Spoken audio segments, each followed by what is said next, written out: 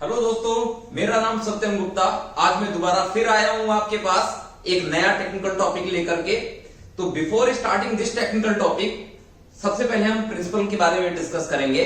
But आज के technical topic पे क्या है, आज के टेक्निकल टॉपिक पे हम वो कवर करने वाले हैं जिसके थ्रू अगर आप उसको जानते हो तो आप बिल्डिंग का एक बेटर डिस्कशन किसी जगह पे कर सकते हैं।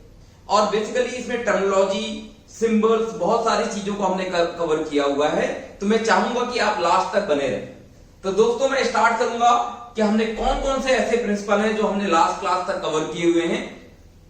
तो अभी तक हमने प्रिंसिपल की दो कैटेगरी कवर की है। पहली कैटेगरी थी कल्चर कैटेगरी और दूसरी कैटेगरी थी कंटिन्यूअस इंप्रूवमेंट कैटेगरी। तो मैं दोस्तों कल्चर कैटेगरी की बात करता हूं तो मैंने एवरीडे लर्निंग डिस्कस किया हुआ है, respect every individual, lead with humility, behaviour and anger management. ये 5 प्रिंसिपल दोस्तों हमने कल्चर सेगमेंट में कवर किए हैं। उसके बाद जो दूसरा सेगमेंट है उसमें हमने कौन कौन से प्रिंसिपल कवर किए हैं मैं आपको बताता हूं। हमने सीक परफेक्शन कवर किया हुआ है, एम्बेरेस साइंटिफिक थिंकिंग कवर किया हुआ है, फोकस ऑन प्रोसेस कवर किया हुआ है, एश्योर क्वालिटी एट सोर्स हमने कवर किया हुआ है, flow and pull process. And आज का जो टॉपिक है दोस्तों वो कंटिन्यूअस इंप्रूवमेंट सेगमेंट पे नहीं है, ये बिजनेस अलाइनमेंट सेगमेंट का टॉपिक है। ये थोड़ा डीप टॉपिक है दोस्तों। इसको समझने के लिए आपको बड़ी ऑर्गेनाइजेशन कैसे काम करती है और किस प्रोसेस के लिए काम करती है उसके बारे में पता चलेगा। तो आज का टॉपिक है दोस्तों क्रिएट कॉन्स्टेंसी ऑफ पर्पस। तो दोस्तों कई बार आपने देखा होगा या आपके दिमाग में एक क्वेश्चन आता होगा कि व्हाई ऑर्गेनाइजेशन एग्जिस्ट। क्या ऑर्गेनाइजेशन सिर्फ पैसों के लिए काम कर रही है? तो उसका आंसर है दोस्तों नहीं। व्हाई ऑर्गेनाइजेशन एग्जिस्ट, इस क्वेश्चन का बहुत डिटेल आंसर है जिसमें बहुत सारे फैक्टर कवर होते हैं। जो एक ऑर्गेनाइजेशन होता है वो अपने मिशन या विजन को लेकर के आगे बढ़ता है। पैसा कमाना उसका एक मोटो हो सकता है, बट उस पैसे के अलावा वो बहुत सारी जिंदगियों को जॉब प्रोवाइड करता है, कस्टमर को सेटिस्फाई करता है और एक ऐसा विजन लेके चलता है जिसमें उसको सोसाइटी के लिए क्या देना है वो मैसेज छिपा होता है। तो दोस्तों मैं बात करता हूं कुछ बड़ी कंपनी के मिशन स्टेटमेंट की। मैं आपके सामने उसको पढ़ के बताऊंगा और उसके बाद हम इसको डिटेल में डिस्कस करेंगे। तो दोस्तों मैं बात करता हूं गूगल कंपनी का मिशन स्टेटमेंट क्या कहता है। Google mission is to organise the world information and make it universally accessible and useful.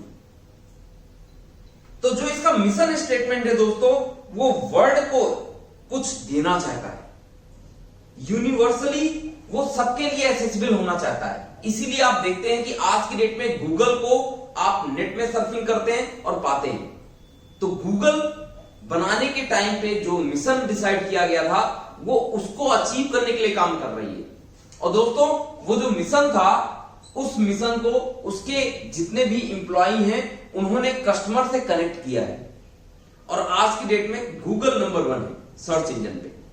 दूसरा दोस्तों मैं बात करूंगा फोर्ड मोटर के मिशन स्टेटमेंट की। तो फोर्ड मोटर कहता है Ford motor company is focused on creating a strong business that build great product that contribute to a better world. वो एक ग्रेट प्रोडक्ट बनाने की बात करता है और वर्ल्ड को कुछ देने की बात करता है, कुछ नया और कुछ महान देने की बात करता है। ये स्टेटमेंट है फोर्ड का। तो फोर्ड कंपनी ने उनके जितने भी एम्प्लॉय हैं, जितने भी कस्टमर हैं, उनको इंटरनेशनल लेवल पे कनेक्ट किया है और कनेक्ट करने के बाद वो प्रॉपर या बेस्ट प्रोडक्ट डिलीवर करते हैं।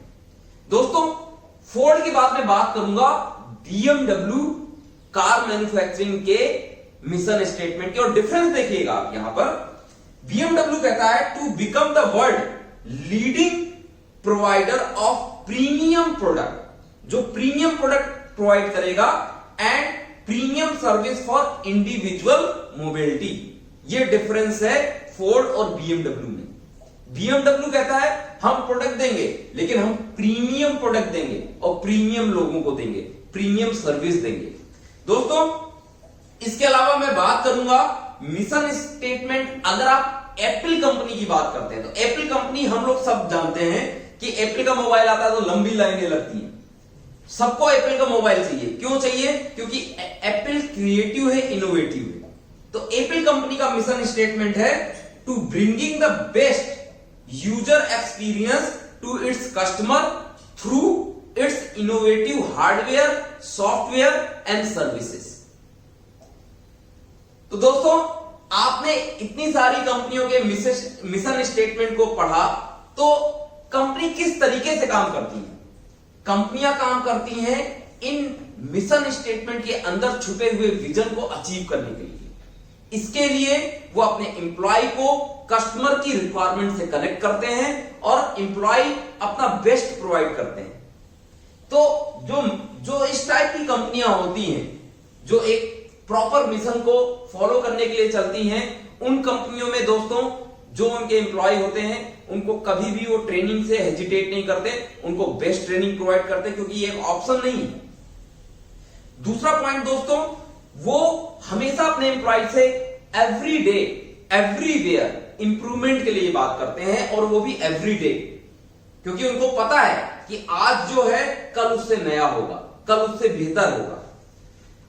और दोस्तों ऐसी कंपनियां कॉस्ट कटिंग की बात कम करती हैं, प्रोसेस के इंप्रूवमेंट की बात ज्यादा करती हैं। तो दोस्तों अगर मैं बात करता हूं क्रिएट कॉन्स्टेंसी फॉर पर्पस, तो ऑर्गेनाइजेशन में जो हमारे टॉप लीडर हैं, जो हमारा मिडिल मैनेजमेंट है, उसको बिजनेस का मिशन स्टेटमेंट को हमारे ट्रैकिंग सीट से, हमारे केपीआई से मिक्स करना चाहिए या कनेक्ट करना चाहिए, जिससे हम कंपनी के गोल के हिसाब से आगे बढ़ पाए। तो दोस्तों अब मैं बात करूंगा आज के टेक्निकल टॉपिक की। टेक्निकल टॉपिक में दोस्तों आज मैंने लिया है वेल्डिंग कैप्सूल। वेल्डिंग कैप्सूल में हम कुछ छोटी छोटी चीजें बताएंगे जो कि बहुत ही इंपॉर्टेंट है और आपको वेल्डिंग लाइन में बहुत ही स्ट्रॉन्ग करेंगे। तो दोस्तों हम क्या क्या कवर करेंगे, कुछ डेफिनेशंस मैं कवर करूंगा, मैं joint type, sketches and definition cover करूंगा, टाइप ऑफ वेल्ड कवर करूंगा, जैसे बट वेल्ड है, फिलेट वेल्ड है, फुल पेनिट्रेशन वेल्ड है, पार्शियल पेनिट्रेशन वेल्ड है, और कुछ की फीचर्स ऑफ कंप्लीटेड वेल्ड को कवर करूंगा। Welding capsule basic knowledge. तो दोस्तों कुछ डेफिनेशन को हम समझेंगे, जैसे कि सबसे पहला है ज्वाइंट। हमें पता है दो कंपोनेंट जब हम जोड़ते हैं उसको ज्वाइंट बोलते हैं। Like a connection where the individual component suitably prepared and assembled are joint by welding और ब्रिजिंग। वेल्ड हमें पता है दोस्तों, जब हम वेल्डिंग करते हैं तो एक पेरेंट मेटल होता है और वेल्ड से बना हुआ मेटल वेल्ड मेटल कहलाता है, वेल्ड कहलाता है। तो union of pieces of metal made by welding is called weld. What is welding? Welding हमें पता है दोस्तों, an operation in which two or more part are united by means of heat, pressure or both in such a way that there is continuity in the nature of metal between the part। तो दोस्तों बात करेंगे brazing की। तो brazing में भी दोस्तों ये एक ज्वाइनिंग प्रोसेस है। ये ब्रेजिंग करने के दौरान या हीटिंग करने के दौरान या हीटिंग करने के बाद अगर हम फिलर मेटल को उसमें डालते हैं और फिलर मेटल मेल्ट होकर के उसको फीड अप करता है। बट इसमें डिफरेंस ये ऐसा होता है दोस्तों, जो फिलर मेटल होता है उसका टेम्परेचर 450 डिग्री सेंटीग्रेड के ऊपर होता है और उस समय तक जो हमारा पेरेंट मेटल होता है वो मेल्ट नहीं होता है। इसका मतलब ये होता है कि जो फिलर मेटल होता है सिर्फ वही मेल्ट होकर के फिलिंग कर देता है और वो ब्रेजिंग कहलाता है। दोस्तों इसके बाद हम बात करेंगे joints type, sketches and definitions की। तो सबसे पहले जो मैंने आपको टाइप दिखाया है वो बट वेल्ड का दिखाया है। तो बट वेल्ड में आप देख सकते हैं कि इसका एक एंड और इसका एक एंड दोनों आमने सामने है।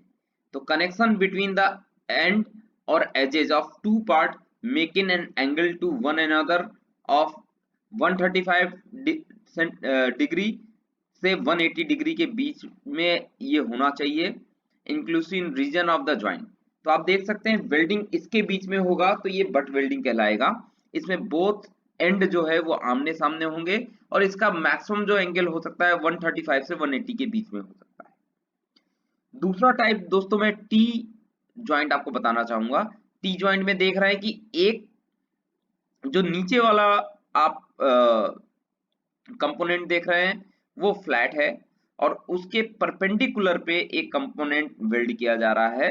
बट पॉइंट ये है कि एक कंपोनेंट का एंड पोर्शन लगेगा और दूसरे कंपोनेंट का फेस पोर्शन लगेगा और इनके बीच का जो एंगल होगा वो 5 डिग्री से लेकर के 90 डिग्री के बीच में होगा। अगर ऐसा होता है तो वो टी ज्वाइंट कहलाता है। इसके बाद दोस्तों हम बात करेंगे कॉर्नर ज्वाइंट की। कॉर्नर ज्वाइंट में जो एजेस होते हैं दोनों कंपोनेंट के वो कनेक्ट किए जाते हैं और इसके बीच का जो एंगल है वो 30 डिग्री से 135 डिग्री तक हो सकता है और हम इसको ऐसे वेल्ड करते हैं तो ये कॉर्नर वेल्डिंग कहलाता है। इसके बाद बात करेंगे दोस्तों एज वेल्डिंग की। एज वेल्डिंग में क्या होता है कि दो कंपोनेंट के एजेस को जोड़ा जाता है और उनके बीच का जो एंगल है वो 0 से 30 डिग्री के बीच में होता है और इसमें वेल्ड करते हैं तो इसको एज वेल्डिंग कहलाते हैं। इसके बाद दोस्तों हम बात करेंगे लैप वेल्डिंग की। लैप वेल्डिंग में दोस्तों जो हमारा कनेक्शन होता है हम एक कंपोनेंट के ऊपर दूसरा कंपोनेंट ओवरलैप करते हैं और इसका जो एंगल होता है वो 0 से 5 डिग्री के बीच में होता है और ये लैप वेल्डिंग कहलाता है। इसमें एक कंपोनेंट के ऊपर दूसरा कंपोनेंट रखेंगे और वेल्डिंग साइड में करेंगे। दोस्तों टाइप ऑफ वेल्ड में मैं आपको दिखाना चाहूंगा बट वेल्ड। बट वेल्ड आप देख सकते हैं कि दो कंपोनेंट को इसने वेल्ड के थ्रू जोड़ा हुआ है, लेकिन ये जो वेल्डिंग है बट वेल्डिंग में ये कंप्लीट वेल्ड होता है। अगर आप देखेंगे इसके बीच में एक वी बनाया गया है, वी बनाने के बाद पूरा वेल्ड भरा गया है, ये बट वेल्ड कहलाता है। दोस्तों बहुत बार आपने फिलेट वेल्ड को सुना होगा। फिलेट वेल्ड में हमेशा जो वेल्ड होता है वो एक कंपोनेंट और दूसरे कंपोनेंट के बीच में किया जाता है। आप इसको देख सकते हैं, दूसरा कंपोनेंट ये 90 डिग्री एंगल पे दिखाया जा रहा है इस फिगर में और वेल्ड उसके ऊपर से किया जा रहा है। कोई कंप्लीट फ्यूजन टाइप का चीज इसमें नहीं होता है दोस्तों। इसमें आप देख सकते हैं ऊपर से एक कंपोनेंट और दूसरे कंपोनेंट के बीच में वेल्डिंग मारा गया है। इसके बाद दोस्तों हम बात करेंगे फुल पेनेट्रेशन वेल्ड की। फुल पेनेट्रेशन वेल्ड में आप देख सकते हैं कि प्लेट है, प्लेट में कंप्लीट वेल्डिंग किया गया हुआ है, इसको फुल पेनेट्रेशन वेल्ड कहते हैं। बात करेंगे दोस्तों पार्शियल पेनेट्रेशन वेल्ड की, तो आप देख सकते हैं कि दो कंपोनेंट जिसमें हमने हाफ वी बनाया हुआ है और नीचे की साइड पे फ्यूजन नहीं हुआ है, इसको हम पार्शियल पेनेट्रेशन वेल्ड कहते हैं। ये फुल पेनेट्रेशन वेल्ड से डिफरेंट होगा, आप देख सकते हैं फिगर में। इसके बाद दोस्तों हम बात करेंगे कुछ की फीचर्स की जो कंपोनेंट में वेल्ड करते हैं। तो आप इस फिगर में देख सकते हैं एक वी वेल्ड हमने किया हुआ है एक प्लेट में। तो सबसे पहले मैं स्टार्ट करूंगा पेरेंट मेटल से। तो पेरेंट मेटल आप देखिए जिन कंपोनेंट पे आप वेल्डिंग करने वाले हो उसको हम पेरेंट मेटल कहते हैं। इसका डेफिनेशन हम आपको आगे दिखाएंगे। फिलर मेटल वो होता है जिस इलेक्ट्रोड से आप वेल्डिंग कर रहे हो या जिस वायर से आप वेल्डिंग कर रहे हो वो फिलर मेटल कहलाता है। इसके बाद वेल्ड मेटल की बात करेंगे तो वेल्ड मेटल आपको ये आपको दिखाया जा रहा है ये आपका वेल्ड मेटल है। आप देख सकते हैं ये पूरा ग्रे कलर के अलावा जो ये रेड टाइप का कलर है ये आपका वेल्ड मेटल के फॉर्म में दिखाया गया है। Heat affected zone, weld metal के बगल में ये जो डॉटेड लाइन दिख रही है इसके अंदर का जो एरिया है वो हीट अफेक्टेड जोन कहलाएगा दोस्तों। रीजन क्या होता है, जब वेल्ड मेटल इसके अंदर वेल्डिंग की जाती है उसका टेम्परेचर मेल्टिंग पॉइंट के बराबर होता है और ड्यू टू टेम्परेचर ट्रांसफर आपका जहां तक मटेरियल सैचुरेशन टेम्परेचर को रीच करेगा वो एरिया आपका हीट अफेक्टेड जोन कहलाता है। तो ये जो आप देख रहे हैं डॉटेड लाइन, यहां तक टेम्परेचर आपका सैचुरेशन टेम्परेचर तक पहुंचा होगा तो इसलिए ये हीट अफेक्टेड जोन कहलाएगा। इसके बाद हम बात करेंगे दोस्तों फ्यूजन लाइन की। तो फ्यूजन लाइन आप देख सकते हैं जो पेरेंट मेटल और वेल्ड मेटल के बीच का जो लाइन होता है उसको फ्यूजन लाइन कहते हैं। डेफिनेशन हम आगे देखेंगे दोस्तों।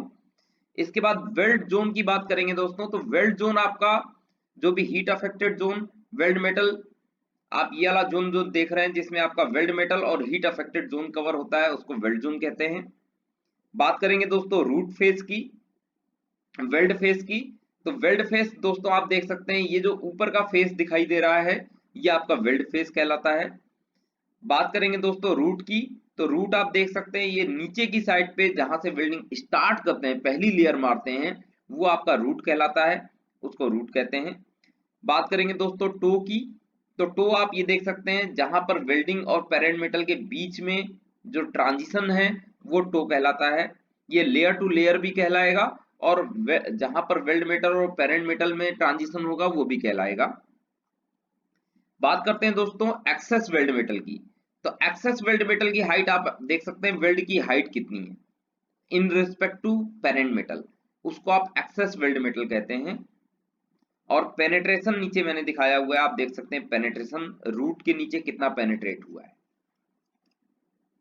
दोस्तों आप फिलेट वेल्ड में भी देख सकते हैं कि ये पेरेंट मेटल है, ये एक्सेस वेल्ड मेटल है, ये फ्यूजन लाइन है, इसको रूट कहते हैं, इसको वेल्ड मेटल कहते हैं।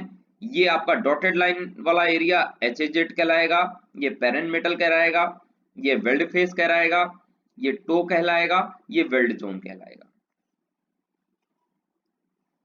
तो दोस्तों कुछ बात करते हैं हम पेरेंट मेटल का डेफिनेशन का, तो पेरेंट मेटल होता है मेटल टू बी ज्वाइंट और surface by welding, braze welding and brazing.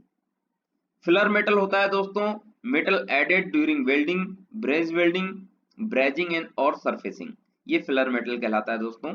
Weld metal, जो फिलर मेटल से हम फिलर मेटल को मेल्ट करके जो वेल्ड मेटल भरते हैं, आपका all metal melted during the making of weld and retained in the weld, वो आपका वेल्ड मेटल कहलाता है।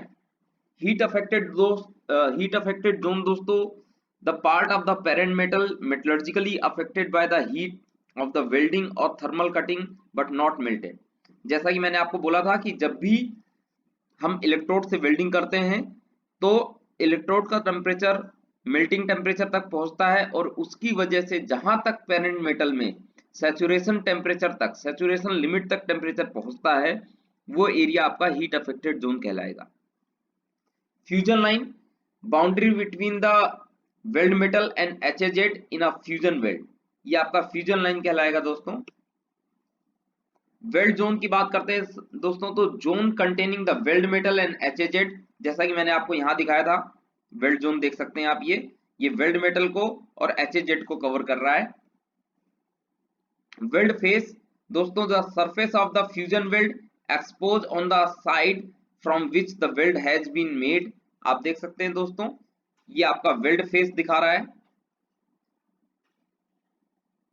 बात करते हैं दोस्तों रूट की, zone on the side of the first run farthest from the welder, ये आप देख सकते हैं जहां पर हम फर्स्ट रन मारते हैं, जैसा कि मैंने आपको ये बोला था पहला वेल्डिंग स्टार्ट करेगा यहां से रन मारेगा, इसको रूट कहते हैं दोस्तों। आप इसमें भी देख सकते हैं, इसको रूट कहेंगे जो पहला वेल्ड का पहला लेयर मारेगा। टो की बात करेंगे दोस्तों, तो toe boundary between the weld face and parent metal और बिटवीन रन, आप देख सकते हैं जो बाउंड्री होती है वेल्ड फेस और पेरेंट मेटल के बीच की और एक रन से दूसरे रन के बीच की, तो आप ऐसे देख सकते हैं इसको। टो यहां पर है वेल्ड मेटल और पेरेंट मेटल के बीच का जो लाइन आ रहा है उसको हम टो बोलेंगे, और एक लेयर से दूसरे लेयर के बीच में अगर हम वेल्डिंग का देखेंगे तो वो भी टो कहलाएगा। This is very important features of weld since toe are point of high stresses. अगर दोस्तों टो हमारा स्मूथ नहीं होता है तो वहां पर due to high stresses crack होने के चांसेस ज्यादा हैं, तो टो को हमें हमेशा स्मूथ रखना होता है, कभी भी वो ब्लंट नहीं होना चाहिए। इसमें मैंने दिखाया हुआ है blunt smoothly into the parent metal surface.